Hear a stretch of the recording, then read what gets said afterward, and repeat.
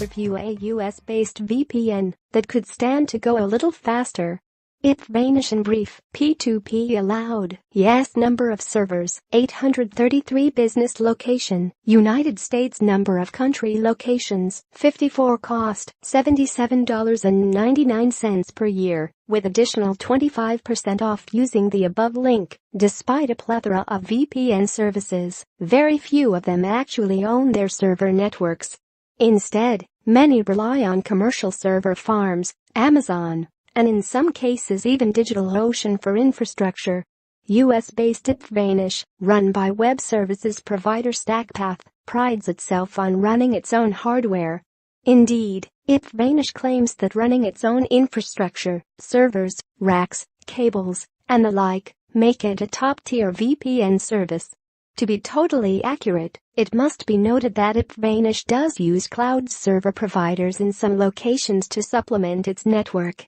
Note, this review is part of our Best VPNs of 2017 roundup. Go there for details about competing products and how we tested them. When you first open IPVanish, you're presented with a quick connect dashboard. It's fairly organized, if a little on the bland side. There's a big section in the middle of the dashboard that indicates whether you're connected or not. Below that are some status updates such as which server you're connected to and where, the time connected, the protocol used, amount of data up and down.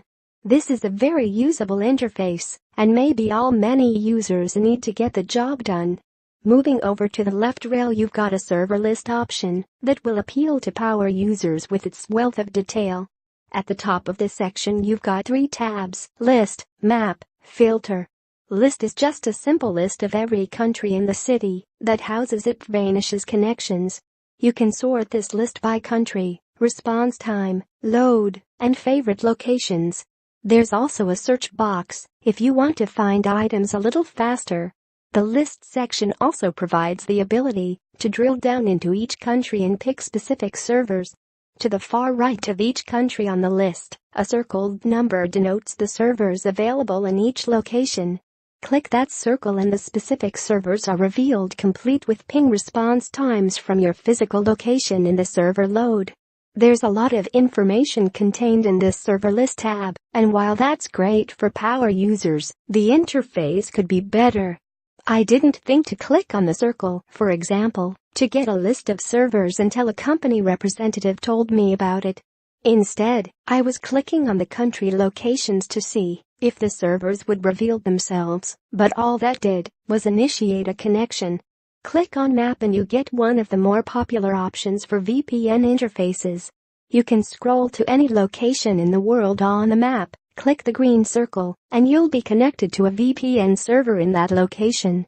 The map feels a little crowded in the default size of the IPVanish window, but you can expand the entire app to get a more expansive map to scroll around.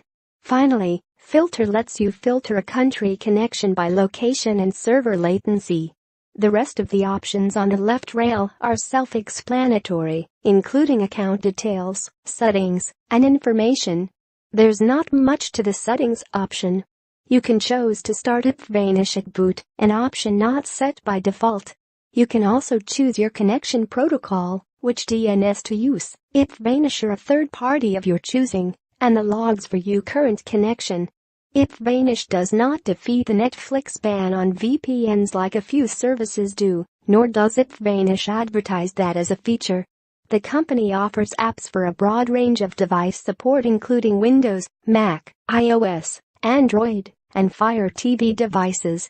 IPVanish also offers tutorials on its site to manually set up the VPN on Ubuntu Linux, Chromebook, and Windows Phone, though the latter doesn't really matter anymore, does it? IPVanish offers router support as well. There aren't a ton of other features in IPVanish, but that appears to be by design. StackPath's chief VPN architect Josh Tway told me the company is focused on building out its network with a roster of secure and fast servers. IPVanish allows up to 5 simultaneous device connections on one account. Despite claims to having a superior network, I can say that IPVanish has some of the slowest speeds I've tested.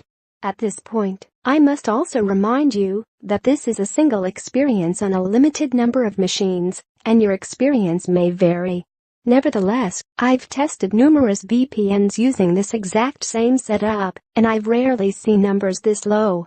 Comparing speeds across 5 different VPN locations, IPVanish scored an average of just 22.55% of the base speed using 5 different country connections.